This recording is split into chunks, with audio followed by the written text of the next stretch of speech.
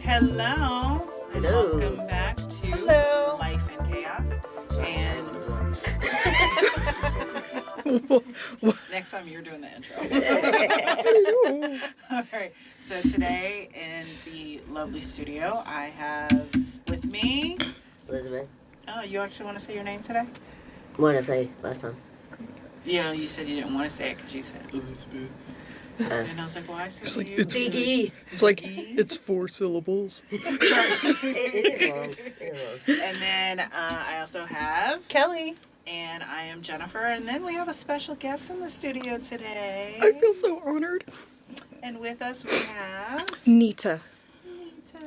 Nita Benita Marita. Need a beer. Need a beer? Yeah. You need a beer? No. But that's Why how not? a lot of people Why not? remembered my name. You know, funny story. My mom's name was Nita. It was Juanita, but she went by Nita. I'm sorry, your mother's name was Juanita? Yeah, she didn't have a middle name either. Oh, And that's I mean, true. it I mean, was, back in there. it's a like, little there's Southern like- family. I'm like, what? Did you name her down? I mean, did you name her after Juanita down at the diner? What is this? Exactly.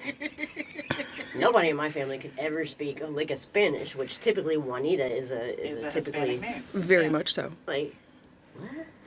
Well, Anyway, but going back to the Nita beer, somebody used to write on boxes of her office stuff. Mm-hmm. Nita, Needa. yeah. Sounds about right. Wow. Oh, yeah. Oh, yeah. Wow. My entire life, I have been asked, is it short for anything? I'm like, nope, not Juanita, not Donita, not, Anita, just Nita. And they go, are you sure? No, let me go check my birth Really? certificate real quick. Yeah, sure. So that's another whole thing. Dumb. But I'm named after my aunt, who is named Anita. Okay.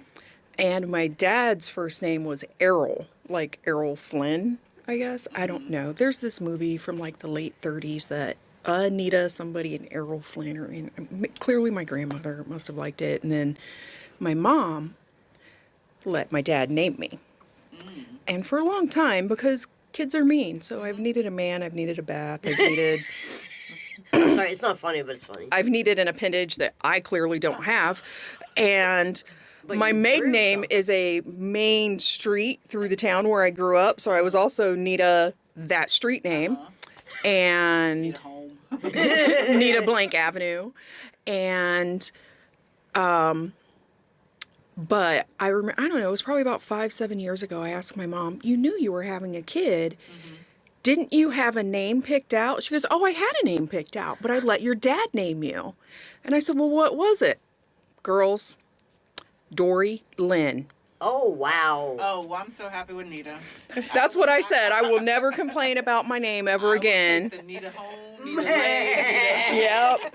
I said Nita cookie. there's not enough hairspray in the world for me to be a country singer named Dory Lynn. gonna say, I was You gonna can't sing even your name. you can't even say it without the twang coming out. Dory Lynn, Yeah. My, Dory Lynn, you get in this house right now. get your my ass mother in wanted this to house. Name me, but my mother wanted to name me Ivory Emil. The fuck? But her sperm donor. That's an accurate. Yes. I feel that. Named me Jennifer. That might be the good thing he did. That's In probably addition the to only creating good you, thing he helping did. to create you. Yes. That's the only good thing. Because I was like, Ivory soap. Like, what? No. And then, like, his middle name is Emil, but his last name is my middle name, which kind of works, but it is also very country. And I won't say that. I'll say it off air. But, The other interesting thing, I don't know why, but when I was born, apparently there was some controversy between my parents about what my name was going to be. So the hospital sent me home without a first name. oh. My very original birth certificate has my first name and my middle name blank Wow. and just a last name. So how long after, since you, like when you were born, did they finally give you a name? I want to say it was probably about a week, maybe 2 weeks. It wasn't that, What? I don't know. So what did they walk around calling you? I don't know. Baby? Baby. The baby needs fed. The baby's crying again. I don't know. Nobody puts baby Somebody in a shut corner. that baby up. I have no idea. But, you got to fill out the paperwork Yeah. before you leave the hospital, right? So, Or you have to file it yourself, and Yeah. that's why a lot of people do it. and I remember going, I needed a duplicate of my driver's license or my birth certificate when I lived on the West Coast. And so my mom went to the health department in the county where we lived to get, because this was before everybody could order everything online, right? And so my very original birth certificate has a second page attached to it with an affidavit with my first name and middle name. I could have changed my name to any damn thing I wanted. Could have. Yeah. Yeah, I 100% could have. Let's see, I can't see you as any other name. Like, I can't see her as Mary. Don't know where the hell that came from. She is only Elizabeth. I can't see Kelly as... I can't see Kelly as anything other than Kelly. Yeah, exactly. Like, maybe Hannah. Maybe Hannah. Maybe. No? Okay. Look at Elizabeth's face. I mean, I know you and I have only spoken a few times, but I mean, maybe you could be an Ivory. No, I could not be an Ivory. Hannah's a palindrome. Okay, so is her name? I think that's a palindrome. I think that's Yeah. She's also a Montana. And a Gatsby. Oh, okay. I need more coffee if we're going to go on that route. All right, Elizabeth, what's your joke? Oh, right. Did you know that if you're in a canoe and it turns over, it becomes a hat? It's capsized. Jesus. Okay, douche canoe. I'm out. Well, that's the show, folks. Oh my gosh. All right, so today we are just kind of, shit happens. So we have Nita on. We were actually going to kind of cover a little bit about child advocacy. I said it. Damn, I'm good. Words are not my friend. Bet you can't do it again. Hey, don't challenge me. I did learn something today in the parking lot with Kelly as we were kind of waiting for Elizabeth to get me some Tylenol because my head was hurting. And she brought up, this kind of goes into our last topic of menopause and the 4 stages and one of the symptoms that we were talking about, because I continuously wake up with a headache. I did just say we were going to talk about child advocacy. Ha! Said it again. But we're also going to kind of throw in some other things in the mix. But Because life is chaotic. because life is chaotic. And we're very ADHD, apparently. Apparently, like That's a squirrel. menopause thing. We're going to blame it all on menopause. I promise. I got up this morning. It was menopause. Yeah. I stubbed my toe. It was menopause. And I've been waking up lately with like these headaches. And I realized that my blood sugar is dropping overnight. Mm-hmm. And it's usually around the 4 a.m. time frame. Like my body's starting to wake up. And I'm like, damn, my head hurts. Well, Kelly presented me with this fact this morning. And I said, well, I be damned. So, Kelly, what was that fact you wanted to... So, I've been continuing to research, Mm-hmm.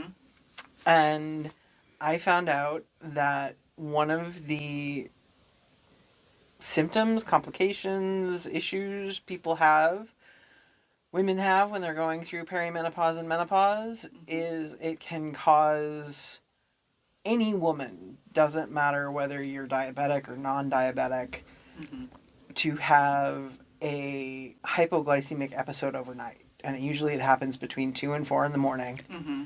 Yeah, And- see? That's what I thought, too. Nita has her mouth wide. Be careful, bugs fall from the ceiling. Oh, that's right. I did. You know what? That is perfect justification for me to have a nutty buddy before I go to sleep every night. I don't think that's it.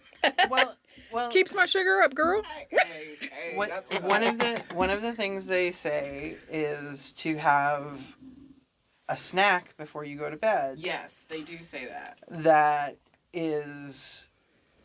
has good sugars, like a banana. Mm-hmm. I love bananas. I know. I have an orange before my nutty buddy. I have to earn the Little Debbie snack cake, so I have a piece of fruit first. And then something with protein as well. So So peanut butter and banana. and banana. Yep. Sandwich. Yeah, sandwich. Ew! What? No. Wait till you find out what I just put on a banana sandwich. Syrup. Mayonnaise. Oh. Oh, Oh God. I think I'm gonna Elvis. throw up. Didn't Elvis do that? I don't know. My grandmother used to make them that way for me. No, I Elvis love was them. peanut butter and banana. Oh God. I think I'm gonna vomit. But mayonnaise and... Okay, so I get that, and I understand when people say have a snack before bed, make sure it's high in protein. So it Well, doesn't no, level up. it's not just high in protein. It has to It be a has to good- sustainable good sugar Okay.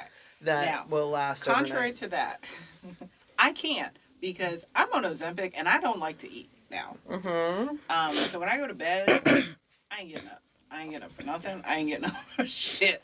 And I barely eat before I go to bed. So the other night, I think I had a handful of nuts. Take it how you want it. Maybe... You and your damn mayonnaise. Need a speechless? I mean, I had something to say, but... She's used to my brand of humor. She gets like Kelly just rolls her eyes and moves along. Honey roasted almonds. Yeah. I mean, I have some walnuts, as my son calls them, cardboard. My husband doesn't like them either. I think they're great. I think they're wonderful. I love walls and nuts. I don't mean, particularly walnuts. like nuts. Nuts on the Nuts. wall. I love nut walls. Oh my god.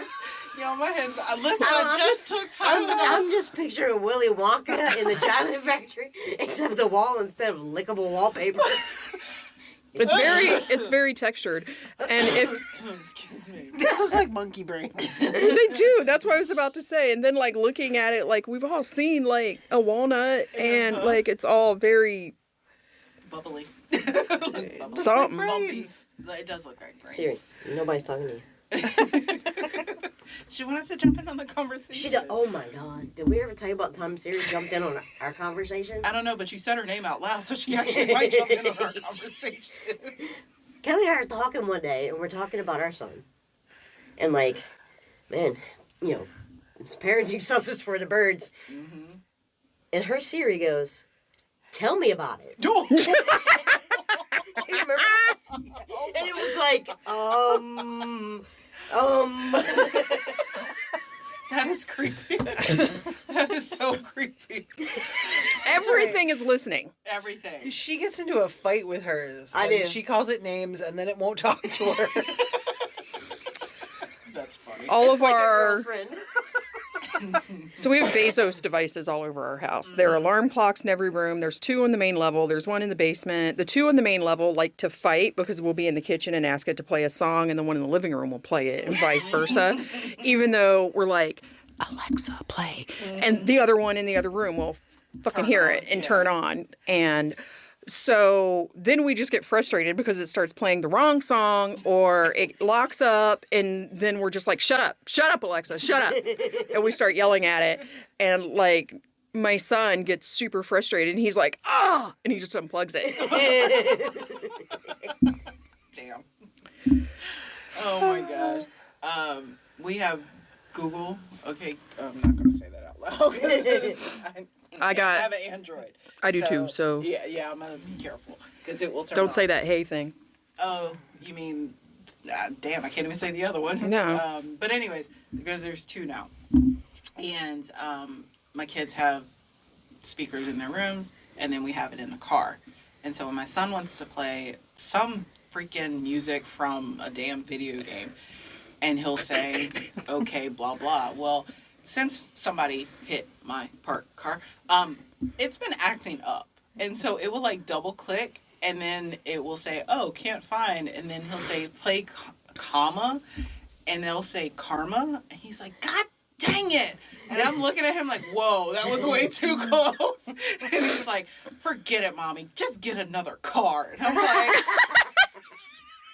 all because this damn Google won't say what you need it to say. He's like, "Oh, this is ridiculous. I'm over it." So one thing I've learned is we have the Bezos devices in the house, and Bezos music doesn't have all of the music because my kid wants to also listen to stupid ass video game music.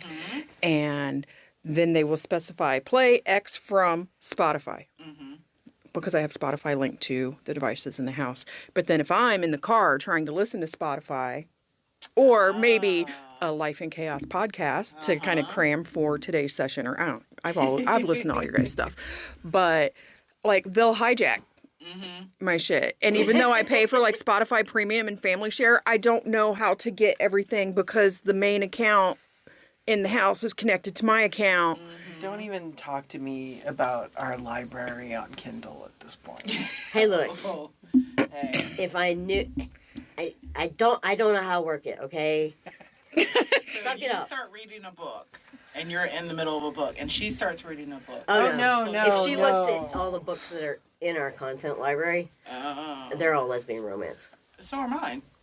And she Yes, don't but want the to read that. problem is I have other books I want to read, and I can't find my books anymore. But Not can't only you that, search when it?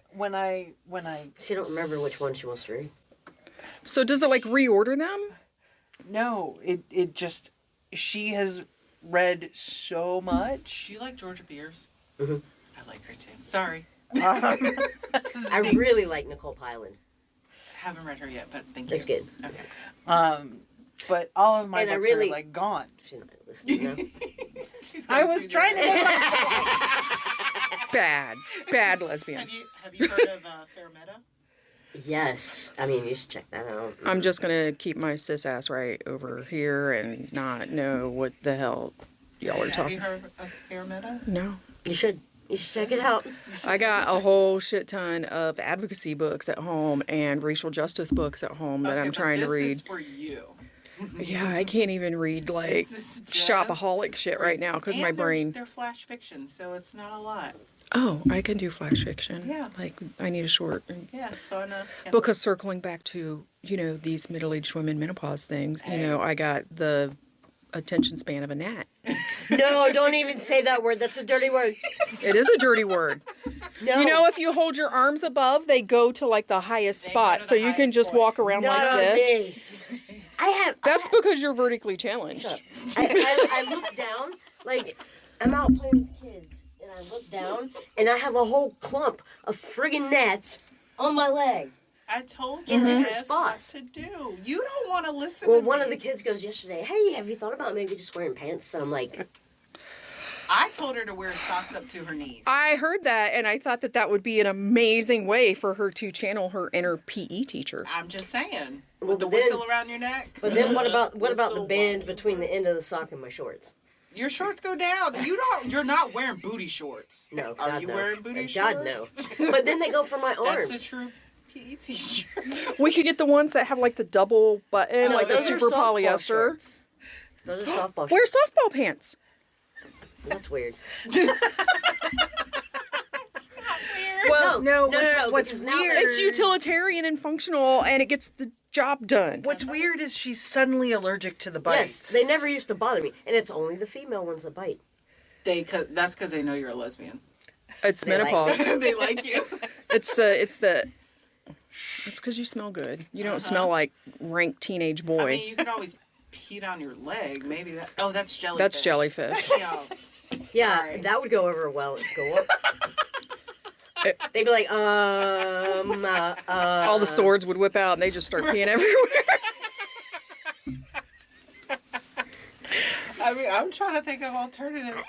I tried peppermint oil this week. Okay. I smelled like a damn Starlight mint.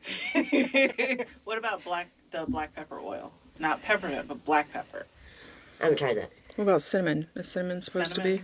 Citronella. I used, That's a word I can say.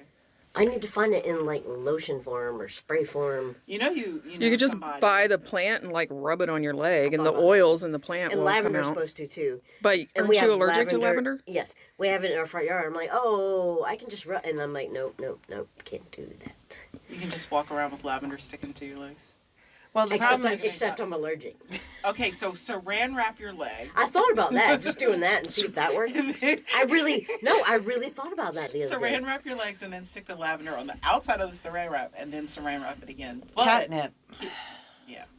Catnip. Catnip. Yes, catnip repels gnats. I have Why a didn't you plethora. tell me this? I have a plethora of I was catnip gonna at say, home Nina could have brought you some catnip. because Is it in the My natural cat- form or like the dried that you put inside of like a cat toy? Okay, but you got to be careful in case you get pulled over and people think it's a little. Yeah.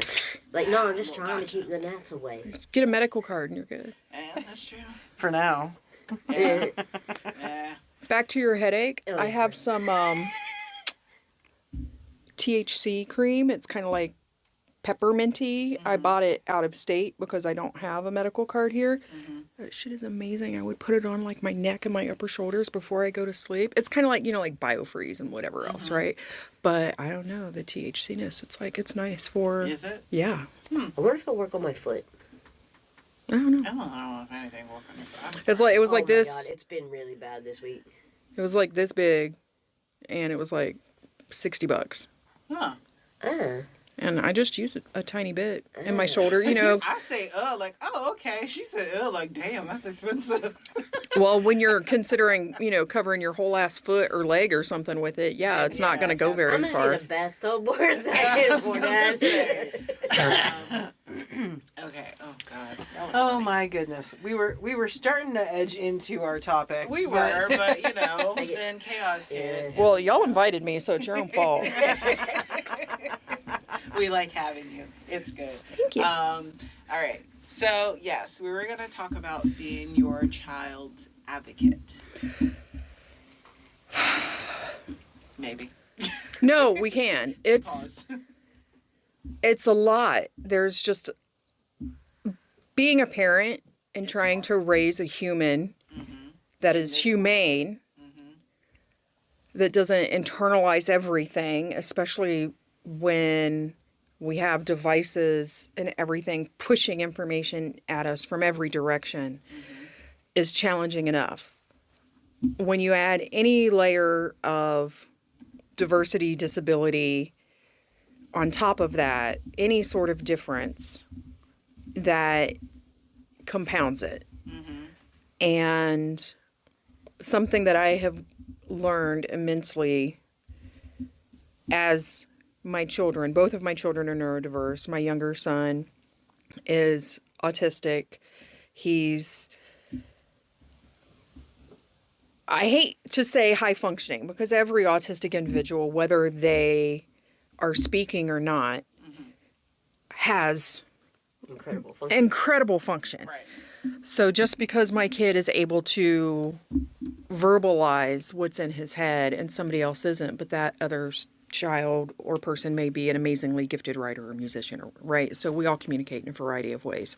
But something that became abundantly clear as I have been to one IEP meeting after another over the years is the school system was designed for this industrialized country and all of these factories and things that, we used to have, to teach our children to grow up and be in this box and work this line and follow these directions and do this thing in order to make the widget that, know. But that is not how this country functions anymore. And unfortunately, schools haven't caught up to that. So then when you add a layer of neurodiversity on top of that, they don't know how to teach that neurodiversity. They struggle on how to do that. My son was diagnosed right before he turned 4 years old. That was when he got his formal diagnosis. Okay. I used to work full time. That's how I met these lovely ladies. And I was laid off. And when I was laid off and I was home with him more often, because when I was working, we had, the routine. And when I was home with him more often, we started noticing more behaviors. His speech was a bit delayed. We weren't getting the speech, the stringing the words together, things of that nature. So that's when I reached out to the county and we started going through the evaluation and testing process and stuff like that. He started the preschool program. Let's see, what is it, 2025? 11 years ago last week was the first time I had a meeting and the A word was brought up. And it was just this, immediate tears came to my eyes for a variety of reasons. And as I went throughout that day, I took him raspberry picking that day. And I'm sitting in the car and we're driving out west. And everything that I've experienced through other friends with autistic children and the symptoms, and we still didn't know a whole lot, even, 11 years ago. Everything kind of started falling into place and making sense. Anytime something like this happens, we have to take some time and digest this information, absolutely. right? But so he started in an autistic preschool classroom, and he's had an IEP ever since he started in the school district. And what is an IEP for any listeners who do not know what that it's is? this whole other world of acronyms that we have. IEP stands for Individualized Education Program. And students with disabilities or students with special needs, however you want to look at them, have a couple different ways that they can access services in their schools. Through an IEP, they get special education services from a special education teacher if they need occupational therapy, speech therapy, counseling within the school setting, a variety of services, physical therapies, whatever. That is all accessed through an IEP. And all of those hours are documented because all of that goes to funding. Right. Another way is through what's called a 504 plan, and a 504 plan is accommodations only. Those accommodations could be something like preferred seating in a classroom, chunking their work into smaller sizes, additional reading instruction that maybe isn't through a special education teacher, but possibly through like a reading intervention program, things of that nature. Fortunately, I live in a school district where a lot of those things on the 504 plan are just kind of standard operating procedure That's good. in a classroom. But at the same time, if your kid is kind of coasting along in the middle, sometimes, for my younger son has an IEP now, but he had a 504 plan for 3 years, 4 years before we finally got an IEP. He has ADHD, he's dyslexic, language processing delay, and it wasn't until we got the language processing delay diagnosis for my older son, that we actually finally received an IEP in order to get speech services in school. And that was 3 years of one IEP after another, or one meeting after another, before they finally said, okay, we'll give you special education services. Jeez. But my younger son he's very bright. He has one of those eidetic photographic memories, and I can't get away with a damn thing. Still won't drink milk. We were on a trip some years ago. I bought some milk. He sat down to drink his milk, and the carton of milk that I bought was bad. And he has not touched milk since. Mommy, remember that time we were at the place and I had the milk and it was... My daughter say the same thing. She'll be like, Mommy, remember that time the deer stole the food out of my lap? So we went to, okay, I digress. We went through the safari thing in National Bridge, the drive-through safari. And it was like we put all the windows down and the kids had their food, and this deer stuck his head in the car, yanks the food from her lap, and she is screaming. And I'm like, oh my God, I still have to drive through this thing. And this girl is like traumatized. And so to this Poor baby. day, she is like, Mommy, remember when the deer stole the food out of my lap? And she's like, I don't want to go back. I never want to go back. So I get that. Yeah, like she'll tell me real quick, well, remember when? I was like, girl. Okay, I can't do shit. Remember when I asked you to pick up your bedroom? Yeah, no. Exactly. Exactly. Yeah. But he remembers all kinds of things. He remembers dates. He remembers, I'll say something. He's like, no, Mom, don't you remember like when the plant absorbs the sunlight and the water and like, I don't know, goes into some whole ass photosynthesis conversation or something like that, right? Yeah. So he has a very magical brain. Throughout the years, lower elementary school was, things were okay. COVID happened when he was in 3rd grade. He was very upset because there was a big field trip in spring of that year that did not happen to Shenandoah Caverns, Luray. And although he'd been there twice before, but it wasn't on school field trip, that was the whole thing, right? And then in Virginia, 4th grade in elementary school is all Virginia history, and our elementary school made a big deal about Virginia history, and there's massively huge colonial fair, and like we would have the fife and drum old guard come in and perform and stuff like that. So he didn't get to experience that because that year was all virtual all year. So then you go back to school in 5th grade and we're all masked up, right? Then 6th grade hits and here comes my hormones and a whole lot of anxiety going back to school. So anxiety and the hormones is a whole other thing. So 6th grade was exceptionally difficult. There were many incidents of elopement. I was walking into school one day to do some volunteer stuff, and the assistant principal comes walking out, and he's like, "We can't find your son." I'm like, "Say what now?" Because I just dropped him off at Kiss and Ride like 30 minutes ago. Exactly. Went to get myself a coffee, came back. And then the walkie goes off. "Oh, we found him." He was hiding. In the bathroom? No, he was hiding in another teacher's classroom. He was mad at his math teacher for assigning homework that he did not think was appropriate, and he needed to have words with her. So that's the other thing about some of our autistic individuals. 6th grade? 6th grade. I fought my 5th grade teacher, so I can't. I get it, buddy. I get it. Understanding the whole hierarchy of things, he's like, "We're peer to peer. We're not teacher student."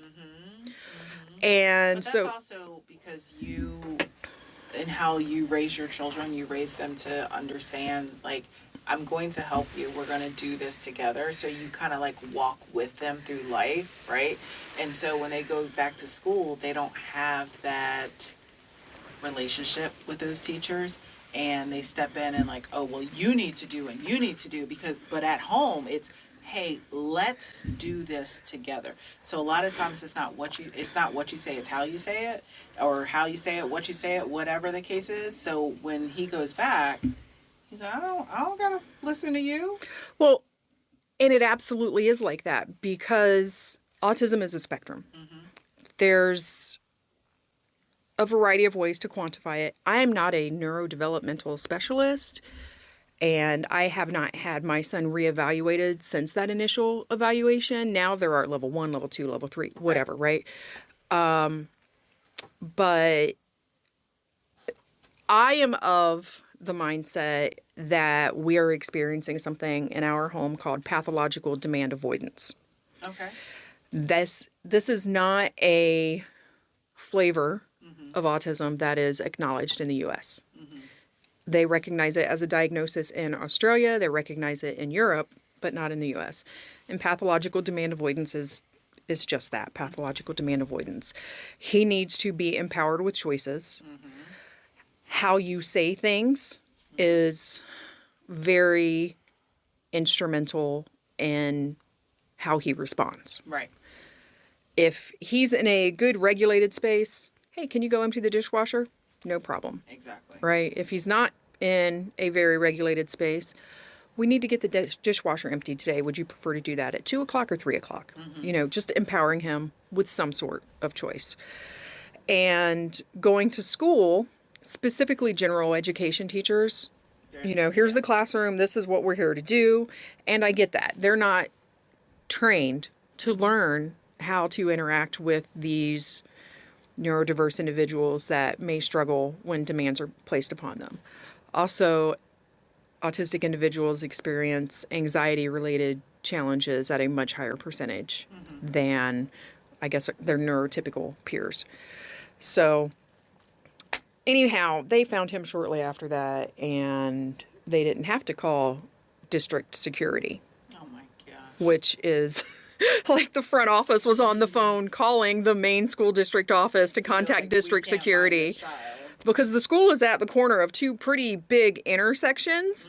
So if he had eloped out of the building, that's another whole situation. So it was just him being him and what he does. And year after year, every parent has these IEP meetings. And in the spring, you have a meeting for the following year to set everything up and all the services and hours and stuff up for the following year. You go through these goals, and they love to write these goals like, "My son will advocate for himself, asking for a break in an appropriate tone of conversation and appropriate use of words on 4 out of 5 occasions measured quarterly. We're already trying to measure 3 or 4 things in one sentence here. So part of that advocacy is taking this hodgepodge of words that they have and breaking it up into, okay, first we need to get him to advocate for himself instead of just running out of the room. Right. Second, we need to make sure when he does advocate for himself that he's using an appropriate tone of voice, not, I just need to go. Right? Third, we need to make sure he's asking appropriately, using that appropriate tone of voice. And then we can work on quantifying it. So year after year, we do this. Year after year, they say he's meeting expectations or has exceeded these expectations. So then we write a new goal for the following year. And just last spring, I got him into a new program. 8th grade was pure hell.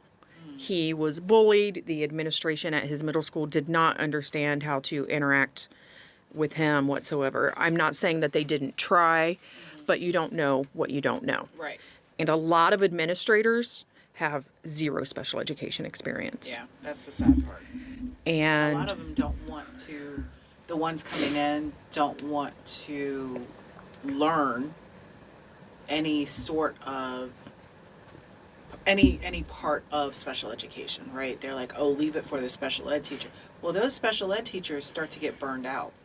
well, and the special ed teachers, something that I've noticed our district likes to do is they like to add more red tape to things. So now you have to have half a day of training to learn how to use this new feature in this software that we use to document all of the IEPs. Or there has to be this new page, or the pages got reordered, or something like that. And on top of managing a caseload of 10 to 20 students, which means they have to have meetings with every family of those 10 to 20 students, or caregivers if the child is in like the foster care system. Those meetings consist of a special education teacher, general education teacher, an assistant principal or department director, a school psychologist, a school social worker. You know, you go in. A lot of coordination. Yeah. It's a lot. It is a whole lot.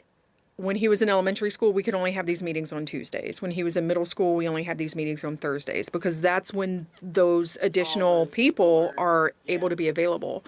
And then not every school may have its own psychologist. Some schools have to share a psychologist with another school. If your child is maybe type 1 diabetic or has like acute clinical needs, then we have to get a registered nurse in on that conversation. Yeah. And a lot of schools have like an aide in the health room, but they don't have a full-time registered nurse. So it's just one thing after another. Yeah. But last year, I have a dear friend who is an educational advocate, and I had finally reached the point where I'm like, this is out of my wheelhouse. I need to bring in some, for lack of a better term, reinforcement. But you have to be careful going into that because then that could be seen as very adversarial to the rest of the IEP team when you bring this third party into the meetings. And fortunately, both of her kids came up through the district. They went to the same high school, and she is very much a catch more flies with honey sort of person. If I need to go scorched, bless you. If I need to go scorched earth, I know of an advocate that can do that as well. And she was instrumental in getting us some of the services that we are currently experiencing. Also, my son has reached the age where he is comfortable having his voice heard. So he is also now participating in these meetings. Good. Because I have told him for years, I go to these meetings and I advocate for you. I fight for you. I want to make sure that you have the services and the environment and people understand you. Because when you're a teacher teaching, 25 to 30 kids at a time, you don't always have the time to get to know that student and to understand the inner workings of that student. Absolutely. But what I was telling Kelly last night, I came out of an IEP meeting for him yesterday. It's the first time I've walked into a meeting and I've not felt rushed. He's in a program, he's a freshman in high school. He's in a program that has around 50 to 60 students. The majority of these students struggle with emotional disabilities, oppositional defiant disorder, autism, variety of things. The program has a dedicated psychologist, a dedicated school counselor, a dedicated crisis intervention specialist. Ooh. All of the classrooms are, 5-ish to 8-ish students. These are people that are voluntarily teaching these students. These aren't, my son was in what's called a team taught classroom for a good bit. And a team taught classroom is a general education teacher and a special education teacher. And that's a great environment maybe for some kids maybe with like ADHD or have some executive function issues that kind of need a little bit of redirection, help kind of organizing their workload, things of that nature. But a lot of special education students know that that general education teacher didn't sign up to teach them. So sometimes they don't want to ask for help because that person doesn't necessarily know how to help me. Also, if I ask for help, am I slowing down the pace? Right. So now we're teaching our kids to internalize all of this shame and all of this guilt. And it's just a never-ending cycle. It is. So my son had to repeat the second grade due to his second grade teacher. oh my God. And I put that all on her because now he's in the third grade and he is exceptional. Now his teacher is brand new, fresh out the box, like new to the school, new to teaching. And of course, she's going about things totally different than second grade teacher did. And I tell, when my child started school, I kept telling those teachers, I'm not the one nor the two, but I will make sure that he does what he needs to do. And if you don't tell me what he does, that he doesn't do what he needs to do, then I will handle it, right? So kindergarten, he went through, loved his teacher. His sister now has that teacher. First grade, loved that teacher, very old school, reminded me a lot of myself and my husband about how we interact with our children. She was exceptional. To this day, my son still talks about her. Get to second grade, this fucking twat waffle was hot mess express. And I'm like, I'm sitting here telling you, I'm here to help you help my child, but you turn around and you ignore him. You don't help him. You yell at him when he's asking for help or he raises his hand. So he had to go to summer school because she failed him. Second grade. Second grade. It sounds like our son's second grade teacher. She would not listen to anything we had to say. He would come home and he'd be like, Mom, she hates boys. I'm like, what do you mean she hates boys? That's crazy. No, she gives all the good stuff to the girls. She, gives them this, that, and the other, and everything we do is wrong. I'm like, whoa. So we had a meeting with her about something else just because, our son is just coasting. He knows how to play the system. Yeah. He's very good at that. And we're like, he needs more of a challenge. And she's like, no, he doesn't.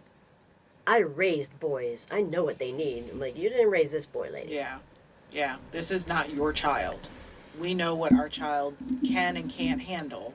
We know when they're bored and when they need more of a challenge. We know when they're not being heard and you're completely flat out ignoring them. Because he would come home and he would cry and I'm like, Bubs, what's going on with you? Like, what's up? Tell me what's going on. She's just terrible. She yelled at me today and da da da. I said, you go. And I had to stop myself because I'm like, whew. So I sent her nasty I ended up sending her an email with her, the assistant principal, and the principal on the email. The next day she called me. Well, if this is going on, then I'm not aware. And I said, don't play me for a fucking fool. Well, also she called you because God forbid they respond in writing and it be documented. Yeah. That's What if you ever have. Is I also record the conversation. So. In Virginia, you only need one party consent to record. Yeah.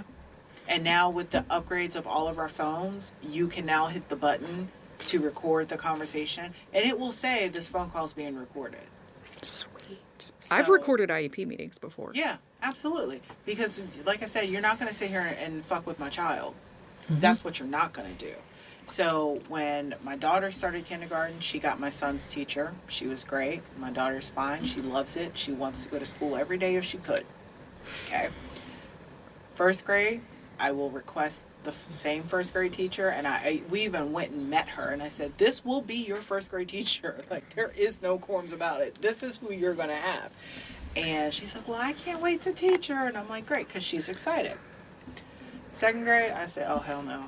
You will never, you will never get another one of my children. So when my older son was in 6th grade, he was in honors math, and his math teacher was his homeroom teacher. And so that, let's see, then my younger son was in 3rd grade at that time. In 6th grade also, for my older son, is when everything shut down COVID-wise that spring and stuff. Usually, you know, about a month and a half, 5 weeks into the school year, they have, in elementary school, they have parent-teacher conferences. So I go into his parent-teacher conference, and his case manager, the special education department chair, is in there. And she wasn't necessarily my favorite person, but she was about to retire and on her way out, so I think she had short-timers was part of that. But I walk into this parent-teacher conference, and his homeroom teacher, math teacher, slides a piece of paper across the table to me and says, he's had to sign the book 4 times. And I'm like, what's this book? What's the book? Well, if they don't have their homework completed, or if they act up in class or something, they have to sign the book. I'm like, where's the book at? Well, the book is a laptop. Where's this laptop at? Oh, it's over here next to my desk. I said, so my kid has to come from the back of the classroom and do the walk of shame to the front of the classroom so everybody knows that he made a mistake. Right. Are you fucking kidding me with this? I said, I don't. He's really going to do anything. Yeah. Yeah. That, I mean. Right? When So. the teacher's the bully, that's the bigger problem. Yeah. So I said, I don't give a rat's ass how many times he's had to sign the book. Yeah. So, well, he's really like, he shuts down and sometimes he gets emotional. And I said, well, then what are you doing to help him? Yeah. Special education didn't step in because he was in math honors. And we don't even know how we would provide him support in this class. Because the 6th grade special education teacher is doing XYZ over here in this other class. And I said, well, that's not a me problem. That's a big fat school district problem. So, and that's handling twice exceptional students is a whole other thing. So, I was room parent for her that year also. It is not surprising that it was like pulling teeth to pull any funds for a class gift for her at the end of the year. Yeah. In 4th grade, I think we raised hundreds of dollars for our teacher's class gift. Yeah. She was lucky if she got $50. And when we're talking about coming from 25 parents in our area, you know, they're like, you can kiss my ass, you can kick right? rocks. Like, what the hell? But then when my younger son was coming up into 6th grade, and I had already been to the administration, I'm like, this is crap. There is no reason this should even be a thing. He said, I will definitely talk to the 6th grade teachers, make them know that this is not something they should be doing. I literally found out like the week before COVID that it was still happening, that the whole signing of the book thing was still happening. That should not be in place. For what purpose? So the principal had empowered the teachers of each grade to kind of do things, but then that principal was pulled away from our school to serve as an interim principal at another school where that principal had left. Okay. So our elementary school was being run by 2 assistant principals. And I don't know if the teachers just didn't regard the assistant principals with the same esteem. I don't know. But all I know is that when my younger son came up through 6th grade and I walked into the IEP meeting preparing for his 6th grade year, so it was the end of 5th grade, the assistant principal said, so we've already made some changes. That 6th grade math teacher was no longer a 6th grade math teacher. She was transitioning to a 5th grade math teacher, so my son would not have her. I said, that's a really good plan. Yeah. So, because there's no way in hell you're going to teach my kid. Aside from the fact that my kid at that point had grown much bigger than her, so he probably... I think what also helps our children nowadays is we've been through the bullshit. right? We've had to see? I fucked up. Advocate. We've had to oh shit! We've had to fight for. Advocate for ourselves. Oh my God. One more time? No. Advocate. There we go. We've had to advocate for ourselves in a way that maybe our parental units didn't know how to do, or didn't want to do, or wasn't capable of doing, right? So then we had to be the ones to kind of fight our own fight. And in doing that, now we are fighting a double battle, because in this current hot-ass administration, we got a brain worm-eating piece of shit who doesn't know his ass from his face, and then we got somebody who, you know, can't say acetaminophen. And someone who thinks AI is A1 steak sauce. Thank you. I mean, I love it from A1, don't get me wrong. Exactly. Like, we got all these clowns, literal clowns, in these positions that are fucking up our education system. And we now have to be that educational system times 3 for our children. Number one, I'm already upset at the fact that even growing up and learning history, quote unquote, that's not true history. Where's Black history? Where's Native American history? Where is Asian history? I want the history of the country. I don't want your bullshit. Right? So when it's Black History Month and my son comes to me and he's like, oh, we're learning about Rosa Parks, Martin Luther King, all the staples, right? Yeah. Right. Okay. Well, I'm going to take you a little further. You're eating peanut butter and jelly. Who made the fucking peanut butter? Oh, we had to stop at this traffic light on the way to school. Who made this AC that you were so comfortably laying in? Who made the heat that you're...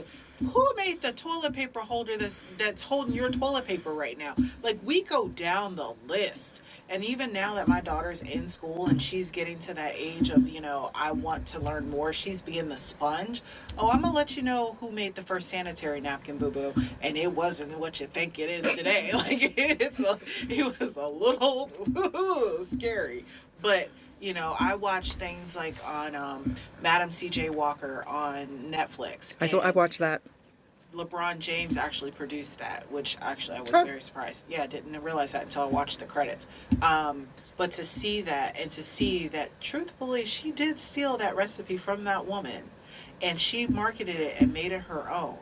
And I'm like, that's fucked up. But... Does she have a patent on it, the other lady? No. Fair game. She did I not. mean... She did not. Well, she was just playing the same game that so many other people have played. She was playing the game, but she played it better. She played it better. And so the original owner of this product, this hair care product, was what they call a red bone. And if you don't know what a red bone is, it is a very light-skinned passing Black woman. Okay? It's a Southern term. It's in the Black community. Red bone is you are light, bright, damn near white. You can pass for a white person. Okay? So she was a passing Black woman. And she used that to her advantage. But what she failed to realize is, because you pass in the white community, the Black community don't want you. The ones that are of a darker melanin do not want to deal with you because you are not hearing what they're saying. No, you're trying to act like this other group. Exactly. So she's going after this for a different reason, where Madam C.J. Walker comes in and she's going after it with the right people. Her community in mind. Her community in mind. Her hair texture, her women, her dark-skinned women of, you know, oh, you just had a baby and things are changing. Well, let me help you. Like, she's listening. And so, yeah, it's kind of messed up. She stole it, but, you know, she did it better. I mean, you know, and it happens that way. But as we go through the steps of parenting, and parenting is not for the weak, it goes to show, be careful who you give your information to, right? Be careful who you allow into your circle.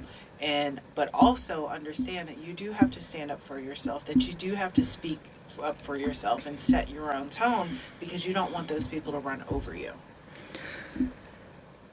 100%. Yeah, there's actually a Black History flashcards deck that features one Mm-hmm. person per card, and I've known a bunch of people who've gotten them and used them as dinner conversation every night. And they have the story. It's not like super in depth because it's the back of a playing card essentially, but it introduces. Yeah, it starts that conversation of this is where your history is. Right? Well, like we were very fortunate that our son goes to a school where the classes are a little different, and he took a class on civil rights, and it kind of culminated in this trip at the end of the year. Oh my God! Yeah. Where he visited the southern states. They went to Georgia, Alabama, Mississippi, Tennessee. They saw where the remains of slaves were kept in jars of everyone who died. It was lynching victims. Yeah, lynching victims, sorry. Yeah. The Metzger Bridge, where the, what's it called? The Selma March. Yes, that one, thank you. They marched over the bridge. Yeah. Yeah. Good. And they got this truly deep understanding of, like, this is what happened. Yeah. They went to the Emmett Till Museum, which is not a federally funded museum. It's pretty much on the site where his attack happened. Yeah. And the gentleman who runs it was alive when it happened. And his father was actually involved. Damn.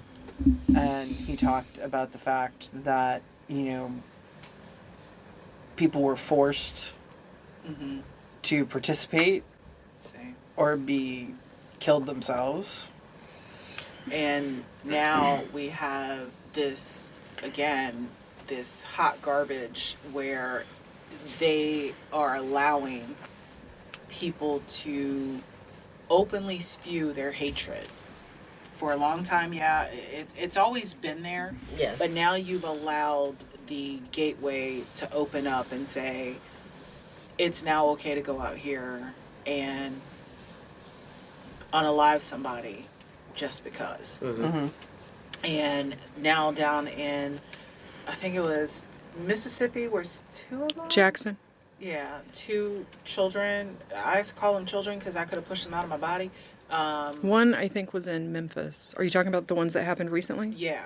So one was... I know one was in Mississippi. One was in Jackson. Yeah, at He was Delta University. He was a college student, and There's a lot of questions around that. allegedly there was no foul play discovered. So- Yeah, that's But I saw BS. Colin Kaepernick is funding a Colin private Kaepernick, autopsy. He is funding the private autopsy for both victims. I think he's Because doing there- for both. There was I know he's also definitely doing the one for there was Mississippi. also somebody found hanging from a tree. I believe it was in Memphis. It was a white person, I thought, Yes. And they with were a history of drug use and homelessness. and homelessness. So in my mind, I'm like, if somebody is an addict, I don't see them climbing up in a tree, but I don't know addiction like that. Right. So it almost was like somebody was like, oh, here's this seemingly worthless person. There are other cases similar to that in that area. Well, it seems like they're practicing. It seems like a very unfortunate association that a lot of people associate Yeah. African American people with drugs, which Yes. is not. I mean, Yes. Like, it's there's not this fair. whole thing on social media right now called the fentanyl bend, where they're homeless and they're all on the streets and they take fentanyl and it's usually laced with something else. The fentanyl is laced with something else, or they're taking something laced with fentanyl? Both. Like, whatever they're taking, it's laced with something that is causing them basically to bend over in the middle of the street, and they're stuck that way. They're literally bending over and they're asleep or they've passed out, and it looks like they are dead standing up, but they're not. They're just so strung out that they cannot fully function. Yeah, it's bananas. And I say that now in our county, in our current county, it is a particular city of our county has a high overdose of fentanyl. And I worry having our children in the school system. I worry so much because we never know what some child is going to do. First of all, we don't understand bullies because every bully's different. I was a bully growing up, and I also got bullied, and it was two ends of the spectrum. I just had a conversation with my son about that last night because he's been watching these movies on Disney Plus called Zombies. Yes. Oh, yes. Right? Have you seen these? Of course I And so, like, the head We used to have to cheerleader, watch them with Caroline. the head cheerleader dude is a jerk and he's a bully. And so now my son is like, all cheerleaders are assholes and I want to get revenge. I'm sorry, it's not funny, but Oh, he wants anybody that has wronged him. He wants revenge, right? And you don't have to forgive somebody, but I think, I'm a firm believer that we need to learn some way to move beyond things, right? Yeah. So we don't have to forget what may have happened to us. Yeah. But he and I had a whole conversation last night that hurt people hurt people. And I said, just like in the movie, Bucky may have been upset. He may have been sad. He may have been bullied as a child or something like that. And so that's why he was a jerk, right? And the reason this whole thing came up is my son struggles socially significantly. He is very communicative, but he can also be quite rigid. He can also be quite rigid in how he interacts with other people. He oftentimes wants them to approach him. He doesn't want to do the work, and I understand that because there's, a fear of rejection. Like dating. well, if you think about it, I don't even want to think about that. Sounds like dating. Even making friends is kind of like dating. It is. is. Oh, it absolutely just is. Like, without please the accept me. romantic part. Yeah. Please accept me. Yeah. Right? Like Or some people say, I forced a at friendship. least, like, my problems are so small. That was you. You said that. Who said it? I just said it. You're People so say funny. it. But we had the whole conversation that hurt people. Yeah. And I understand you're hurt, but I also know that you have a very big heart. Yeah. And you don't want to knowingly hurt somebody you care about. Right. Right. So, but holding on to that hurt and that anger, in my mind, and I know some people can tolerate those emotions better than others. He is not one of those people. So, the wheels are always spinning. And, when we have these conversations, these thought-provoking conversations, he'll kind of marinate in it for a while. But understanding the motivation behind why other people do things, I think is key to having empathy. But at the same time, he's 14 years old and he's got damn fucking 14-year-old hormones just raging through his body that are doing all kinds of stupid ass things. So you bring up a good point because in today's world, I don't know if parents know how to teach their child empathy because they themselves don't have it. Kids catch everything. They do. And they can also catch these hands if they they, if you think your kids aren't listening, you're They're fooling listening. yourself. Yes. Yes. Yes. Even at the pool, I don't know, this happened probably like 6 years ago or something. And my older son was at the pool and, him and some other boys are just like tossing the Nerf ball around in the pool.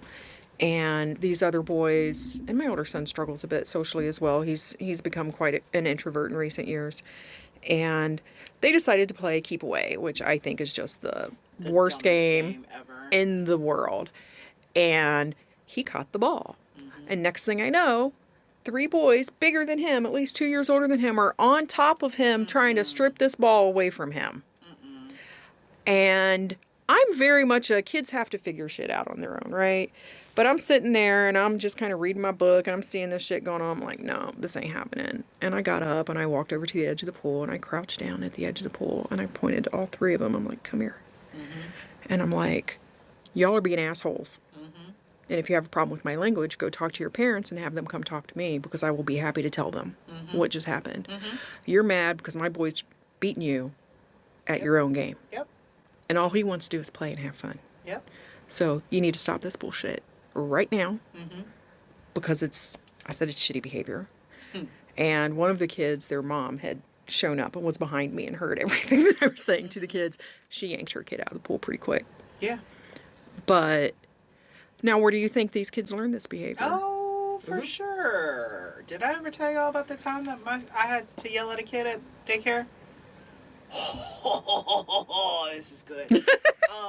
So speaking of being your child's advocate, I get a how did it happen?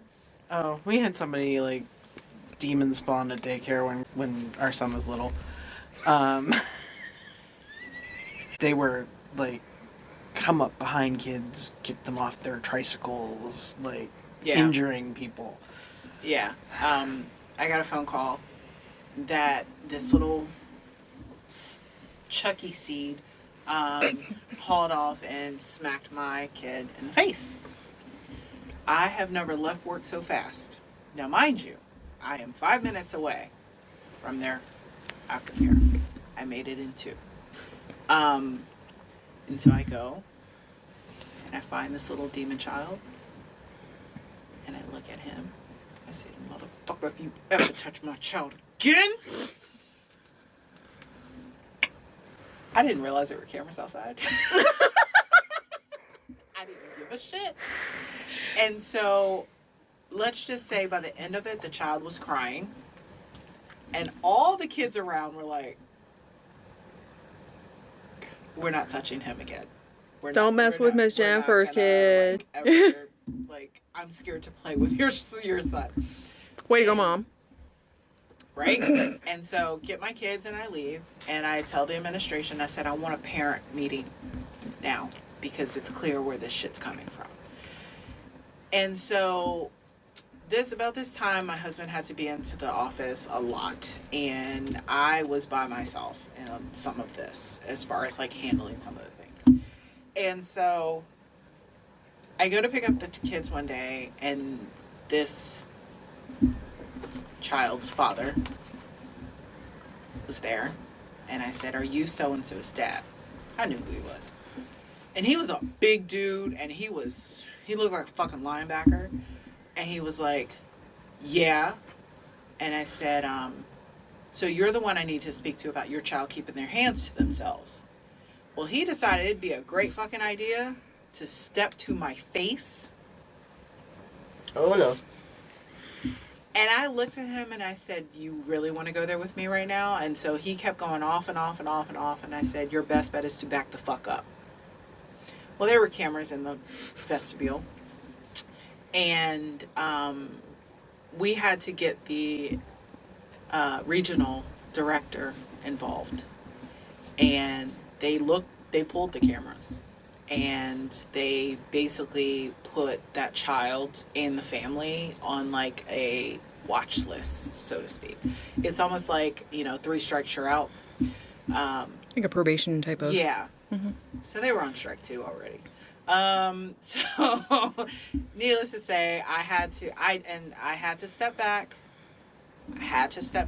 But because I had been in childcare for many years before, I knew what I did was not right. But also it wasn't right for you to put your hands on my child and you not be reprimanded for it because your parents don't discipline you. But I also realized that this father also beats the shit out of his mother. Wow. Okay.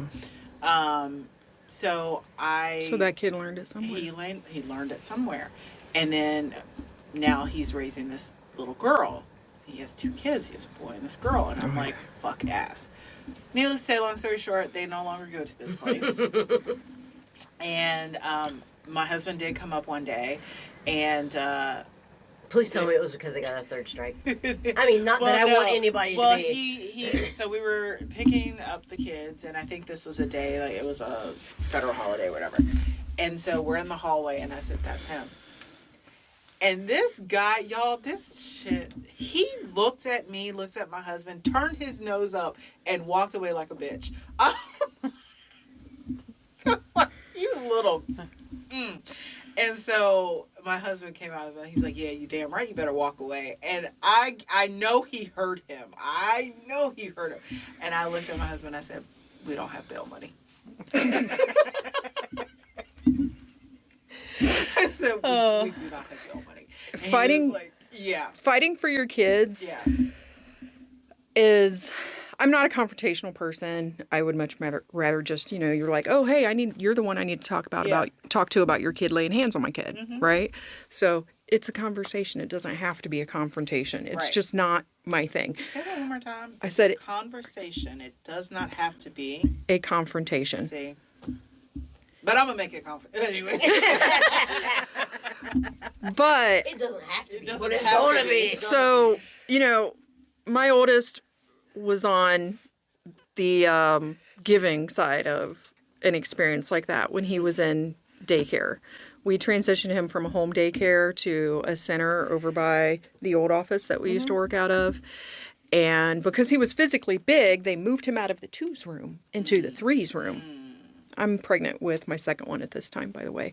He emotionally was not prepared for the 3s room. Next thing I know, it's like a week later. Oh, he's also, of course, not potty trained. It's like a week later, and they're calling me up saying my kid put hands on this little girl or something like that. And I'm like, okay, well, I need more information. What happened? Blah, blah, blah, right? And I had no conversation. I don't know what happened. There were, my kids are older. There weren't cameras everywhere at the time. Right. And I have no information. All I know is that the administrator is telling me, if this happens again, we're going to have to ask him to leave. And I'm like, what do you mean? Have there been other issues? Yeah, like, that I you're not mean, telling me about. okay, he's not even 3 years old. Yeah. Okay. And we're still working on words. Have there been other issues? That sort of thing. And again, I was also on bed rest. So my husband goes and picks him up, and he's not asking any questions at all because the kids are like my domain. I'm the one that usually handles all the advocating and stuff like that. And I call him up, I'm talking to him, they tell me what's going on, and I'm thinking to myself, I don't even want to send my kid back here now because it's like he has a target on his back at this point. Yeah. And he can be physical when he plays. I know he can be. And it was like he grabbed somebody by the shoulders and like shook them, right? It wasn't that he smacked them across the face. It wasn't that he knocked them to the floor and was like choking them or anything. There's a big difference between 2 and 3. Yes. And there's a huge developmental difference because he was physically big enough. They put him in there. And I'm like, he's not capable. Fair. I said, that's, you're expecting him to behave like an older child. And so I pulled him out and they're like, well, you gave us... We had another coworker who had issues like that with their child. Oh, they wanted to keep my 2-week deposit. Oh, I'm like, hell no, you're not. No way in hell. Childcare is a fucking mortgage, and you want to keep no. That's when we found Miss Jillian. Miss Jillian was the in-home provider that we ended up with, and my older son started with her. And when my younger son was born, he went to her, and he was with her for 2.5 years, and she was working on her master's in child psychology. Or I don't know. She was amazing. I love her. Mm-hmm. So I ran into her at Costco like last year. She was so sweet. But okay, so we had another colleague that he was a very tall individual. Mm-hmm. And his oldest son followed in his footsteps physically. Mm. Oh, I know who this is. Yeah, no, I've had conversations with his mom as well, yes. Mm-hmm. And their child was always presumed to be older than he was. He's a big kid. And was always being held to a standard for a kid that was like 2 years older than the kid actually was. And like they would go out in public and they would get comments. They would had troubles with daycares and everything else. And it's like, no, you have to meet the kid where the kid is. Yes. And brains grow at a certain rate. Yep. And it isn't equal to the rest of the body. No, it's not. And that's, like, truthfully, I feel like the best thing that we can ever do is speak up when someone's wrong. Point blank, period. I don't care who the fuck it is. Yeah, no. Even from the doctor's office to the teachers to the college, to whatever the case is. Even our spouses. Sometimes if I'm wrong, my husband will be like, you were kind of hard on that one. Or if he's wrong, I'm like, let's take a break. You know what I mean? Like, if you're wrong, you're wrong. And if it comes to our children and you're unsure, don't say shit at all. Yeah, I mean, we've advocated for our son for years. Mm-hmm. And you'll continue to advocate for him until you can't no more because you're not here. And he is also neurodivergent. He is also very bright. He has a lot of the ancillary issues with anxiety and things like that. And he was through an experience that was truly horrific for him when he was in 5th grade. Mm-hmm. Oh, that was horrible. It completely changed him. Mm-hmm. Yeah. And, we were, I don't want to say fortunate, because there was nothing about that was fortunate. Right. But because it's like a double-edged sword. You don't want to acknowledge it, that it happened, but you also are kind of glad that you were made aware of it so that you could change the outcome of it. Yes. Yeah. And the school actually very much backed us up, but it was definitely a situation where the school didn't have anybody backing up the other student. Yeah. And I can see it going completely different if it was a parent that was of more means, Mm-hmm. and it was a situation where there was somebody advocating on the other side. Yeah. And I think part of it, too, is that, parents teaching empathy, but also understanding advocacy and being their child's advocate, they don't know what that truly means. And they don't know how to be because they didn't have that. I didn't have an advocate growing up. My mother just beat my ass because I was a bad kid. But she also lived there a lot. My mom beat my sister's asses, and then because I'm the youngest, so then I learned what to not do. So I was the oldest. I had no choice. I was the golden child. I was the perfect baby. I was the only child for 11 years. And then when my mother pushed my brother out, she said, here you go. Oh, damn. Here you go. So, yeah, raising a baby at 11. That's some good-ass birth control, though. Hey, because I surely didn't have my first child until I was 37. I was in the delivery room with my sister giving birth to my oldest nephew when I was 17 years old. I was her support person. There you go. At the last minute, that was not planned because I would have been like, what the hell, no. And I was quite sexually active. So it was, but by the grace of God, that, I didn't land up in the same situation by the time I was 17 years old. But that in and of itself. Funny how that works out, because I sure as shit was getting mine in, and damn it, I did not have a scare. Yep. Crazy. Plenty of my friends did. God protects babies and fools, and I was definitely a fool. Plenty of friends did. I cannot relate. But yeah, I was right there next to her, and it was my middle sister. So my oldest sister was on one side, and I'm on the other side. My oldest sister, who's already had 3 kids by this point, is like, just act like you're trying to take a big shit. Yep. Yeah. And she's like, what? I don't want to shit. When you shit on yourself, you've done it right. And I was just like, yep, I'm not doing that anytime soon. Yep. Nope, not gonna do that. Yep.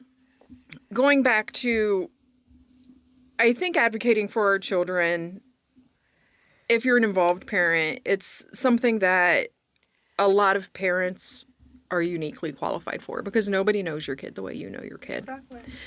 And you can advocate for your child in a multitude of ways.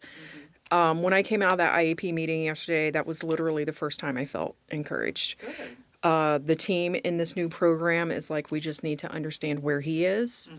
And we know that he needs breaks. Yeah. And we have some prearranged things in place. Within the first week of school, he had already worked with a psychologist because something pops into his head and he perseverates on it. And he would like call me, Mommy, we need to do this. He loves to bake, right? And he's like, oh, let's look at these baking recipes this weekend, blah, blah, blah. And I'm like, okay, is this really something you need to call me about in the middle of the damn school day? Yeah. No, it is not. Yeah. So they've already implemented something like, he has called me in the last month. He used to call me once or twice a week. In the last month, I don't think he's called me from school once. Okay. And that was only when it was at dismissal and he got to the bus and the bus was full and he had had a rough day and he's like, there was like 2 seats left on the bus. He looks, he's like, nope. And he got right off the bus and he's like, can you come get me? Aww. Kind of thing. I love that. I couldn't because I was at the pediatrician with his older brother. It was literally the only damn day I could not come get him. Yeah. But he knew, I can't handle this. I will lose my shit if I have to ride this bus home. You can advocate for your kids at school. You can advocate for your kids with your spouse. Yes. With your own family. With your own family, because my family doesn't understand my kid. All of my family's out of state, right? My husband doesn't, he connects with our older son very well. He connects with our younger son pretty well in some ways, but in other ways, not always. How do your sons like play together? Do they typically like go in each other's rooms, play together, or do they just stay separate? They're separate. Okay. They're both, and I don't even know why, because I could give a rat's ass about winning a game. They're both so amazingly competitive. And they both, dad is an engineer and loves some video games. Both the boys love some video games. My older son likes PC-based games. He's all over Steam, right? My younger son is all over all things Mario and on the Switch. And sometimes they'll come together and play Smash. Okay. It's like, the whole world blows up when shit happens. Like, if my younger son doesn't win, he's like, well, such and such is so good at everything. I want to be as good as him. I'm like, do you ever think that he looks at you and thinks that you're good at so many things? Like, you can bake and you get straight A's in school because you got the whole magical memory. Meanwhile, he's like pulling B's and C's. Yeah. So, like, we all have our strengths. And that's something that my younger son really struggles. He wants to do everything great. I can relate, right? I can 100% relate. But in regards to the advocacy, and this is something I mentioned to you, in our state of Virginia, every school district is required to have what's called a SEAC, S-E-A-C, that stands for Special Education Advisory Committee. Okay. I serve on my school district's Special Education Advisory Committee. Our job is we have an initiative every year, and our job is to inform the school board through the lens of advocating for students with disabilities. So we have representation from regions, we have representation from organizations specific to students with disabilities. We have representation from like the Special Education PTA, the ARC of Virginia, POAC, Parents of Autistic Children. I'm trying to get somebody from CHAD. CHAD is an organization, it's like children and adults with ADHD sort of thing. Okay. We have representation from the County Community Services Board, and that's the organization that, as these disabled individuals age out of the education system, what sort of resources are they going to have from the county and the municipality and where they live? The other thing that people really need to do, especially if you are a parent of a neurodiverse student or a child with any kind of disability, is you need to make sure you vote, because what the administration is doing with dismantling or wanting to dismantle the Department of Education, something that the Department of Education does is there's the, it's called IDEA. It's a law. Individuals with Disabilities Education Act. And it gives disabled individuals, it guarantees their right to an education. And that is a And they're guaranteed trying to right just on cancel that? that is a guaranteed right on a federal level. So if there is not a federal guaranteed right to that education for those disabled individuals, then it's up to the whims of the state. Right. And some states are better than others, we'll just say. And then when you have some states are better than others, then you have some districts within that state are better than others. So here in Virginia, there is a gubernatorial election coming up. So make sure everybody gets out and votes. I already got my absentee ballot. Absentee ballot? Thank you. Yeah, I got What you. the hell is wrong with me and words? Menopause. Yeah, We're blaming everything's all of better. it. I am trying to. There is a group in Maryland. I know it's a totally different state, but you were saying, there's when children are now out of school, what's the next step for them, right? So there is it's called Main Street Connect, and it's a movement of inclusion. And what they do is they house special needs adults, children Awesome. who have just got out of high school and all of that. So they house them in these apartments to teach them how to live as a functioning adult. So in that vein, the school districts, my district, and I don't know the laws enough to know if this is the case in every district. My district, students with more profound disabilities are able to remain in the district until the age of 22 years old. Okay. And there's an entire life transition services organization that will help them hone some of Yes. those basic skills Yes. for Like living. So learning then how they to can do go laundry, learning to how a to cook. facility Right. or a community like this Right. where it's like semi-independent living. Yes. So what they also do, they have a cafe.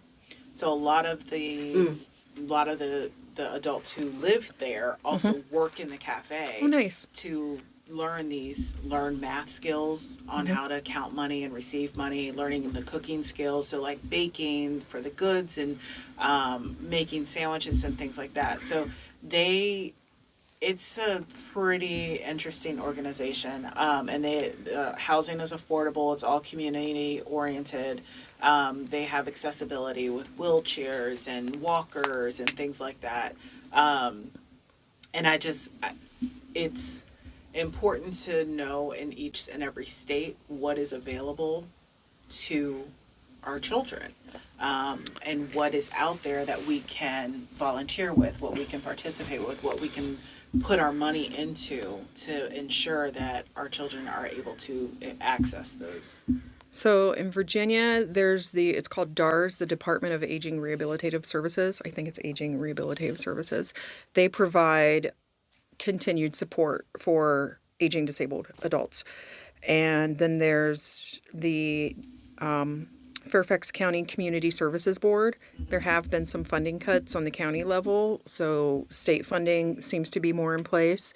But also, I would like to give a shout out to a small place in Fairfax City Okay. called Cameron's Candies. Okay. Everybody that works at Cameron's is a disabled individual, whether that's it's an awesome. intellectual disability, an emotional disability. They make amazing chocolates. They have coffees. It's a super cute place.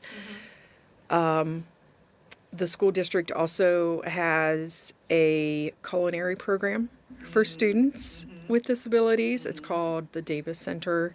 And every month when I go to my special education advisory committee meeting, it's catered by that Oh, that's organization. awesome. They make amazing cookies. Like, I take a Ziploc bag to bring home extra cookies. And if I don't have one if I don't put a snickerdoodle in the kid's lunchbox the next day, he's like, Mom, what's up? I saw you bring him home. Where's my cookie? Where they at? Where they I at? love that. Yeah. So So, yeah, I agree. I think that being finding any avenue to support your children in any way, shape, or form. One of the things I will say is how important it is to tell your children that you love them, every day. that you appreciate them, that you're proud of them, Mm-hmm. and that you just honestly hug them, even though they may not want it. Oh, they put up with it. They put up with it because at the end of the day, they realize, There- damn. There is I'm one good. thing that I would love to clarify, and please weigh in on it as we're kind of closing out the topic. Advocating for your child does not mean helicopter parenting your child. It means understanding what your child needs and age appropriately providing support. Right now, Absolutely. our son is 16. Mm-hmm. So we are spending a lot of effort teaching him how to advocate for himself. Mm-hmm. I know you mentioned it with your younger son as well as with your older son. Yeah. They need to Um, speak up for themselves because you won't always be there. Yeah. Also, I'm tired. I'm so tired. Give it a pause.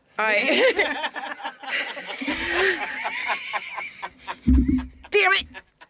You got me. It was my own. It's menopause's fault. It's menopause. Well, because so much of everything we do as parents, so much of our identity is wrapped up in our children. Yes. And then when you have a disabled child that you have to constantly fight for over and over again, you lose so much of who you are. And I texted a friend of mine yesterday whose son also went through the same program. He's already graduated high school. He's in his second year of college. He's thriving independently, living somewhere up in Northeast. I don't know where he is. But she said, I feel the exact same way. I said, I feel like somebody is like they are making an effort to understand him and meet him where he is. And she said, when I came out of that first meeting, that was the first time in years that I had a glimmer of hope that I might be able to get some of my life back. That's awesome. That's awesome. I love that. Yeah. So And you're right. Like having your child being able to advocate for themselves. At 5 years old, my son was running his own doctor's appointment. nice. That's awesome. And now Nice. to this day, they both run their own doctor's appointment. We walk in, they give their name, they give their birth date, and then we wait. They go in the room, and the doctor looks at. And the great thing is, our pediatrician now, and it was hard finding her, but I have found her. I now love her, and that's who they're gonna have forever, hopefully. Will come in and she'll literally look at them and be like, okay, so who's first? And my kids will be like, okay, it's me. And usually it's my son that goes first. Okay, so this is what I'm having. This is what I'm feeling. This is what I da-da-da-da. And she's like, she'll look at me and she's like, good job, Mom. And I'm like, it's their body. I can't tell them. I can't tell you what they're feeling, right? And so therefore, I'm going to let them tell you what they're experiencing. So my daughter is now 5. First time ever, I had to take her to the eye doctor. And I said, you need to let the eye doctor know what's going on with your eyes. And she did. And she said, well, sometimes when I see my TV, I have to blink really fast, or like my eyes get dry and I can't really see, so I have to step up. Well, we walk out and now my daughter has glasses, And so let them advocate for themselves. Let them be their own voice. And yeah, they'll always know that we're standing behind them to support them. We'll step in when it's necessary. Have at it, kid. You're Yeah. taking my kid to the doctor next time. All right, guys, and on that, we will say thank you for joining us. Until next time. Adios. Bye.